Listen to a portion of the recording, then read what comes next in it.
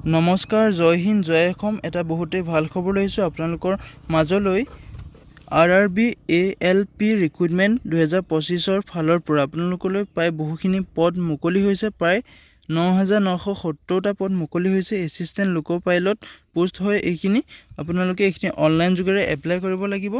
Apply কৰিবলৈ আপোনালোকৰ বয়সৰ সময়সীমা কিমানৰ পৰা কিমান দিয়া আছে, এপ্লিকেশ্যন ফিজ কিমান লাগিব, কেতিয়াৰ পৰা ষ্টাৰ্ট হ'ব আৰু কেতিয়া লাষ্ট ডেট, ফুল ডিটেইলছ এই ভিডিঅ'টোত আপোনালোকক মই জনাই যাম। ভিডিঅ'টো শেষলৈকে চাই যাব আৰু ভিডিঅ'টো ভাল পালে এটা লাইক কৰিব। যদি মোৰ চেনেলটোলৈ প্ৰথমবাৰ কাৰণে আহিছে তেনেহ'লে চেনেলটো ছাবস্ক্ৰাইব কৰিবলৈ নাপাহৰিব। ধন্যবাদ।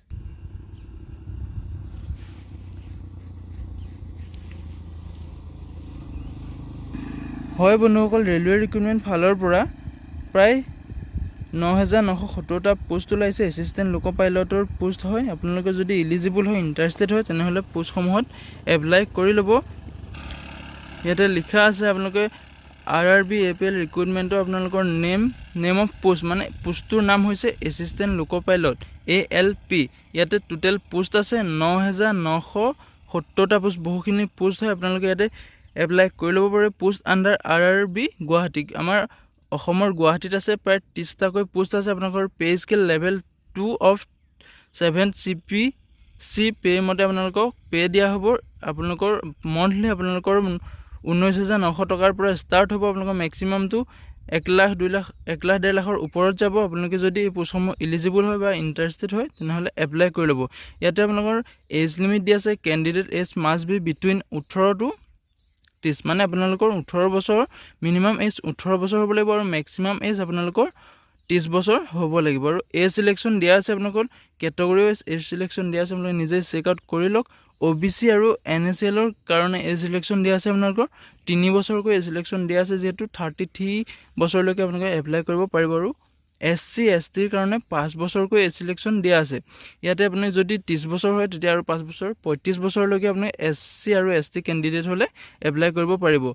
যদি ভিডিঅ'টো ভাল পাইছে তেনেহ'লে এটা লাইক কৰিব আৰু চেনেলটো ছাবস্ক্ৰাইব কৰিব। এই ধৰণৰ ভিডিঅ'সমূহ সদায় পাবলৈ আপোনাৰ প্ৰতিদিনে আপডেট হৈ থাকিবলৈ মোৰ চেনেলটো ছাবস্ক্ৰাইব কৰি থ'ব আৰু লগৰ ভাই বন্ধুলৈ আপোনালোকে শ্বেয়াৰ কৰি দিব। ধন্যবাদ। ইয়াতে এডুকেশ্যন কোৱালিফিকেশ্যন কিমান লাগিব আপোনাক মই সকলো তথ্য কৈ গৈছোঁ, আপুনি চাই যাওক। আপোনালোকৰ মেট্ৰিক পাছ কৰিলে হ'ব। লগতে আপোনাৰ ITI চাৰ্টিফিকেটো লাগিব। ইলেক্ট্ৰনিক্স যিখিনি পোষ্ট আছে তেওঁলোকৰ কাৰণে ITI চাৰ্টিফিকেট লাগিব।